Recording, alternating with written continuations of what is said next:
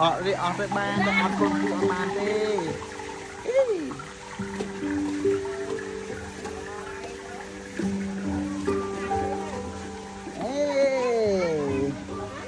ê mua hạt tạch rồi người thoát đây nè ở không à Cứ nói bách khoai người này. thoát lại che rồi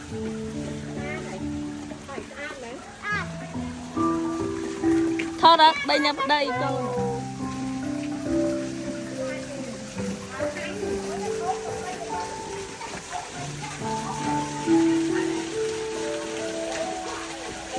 con cá nữa nè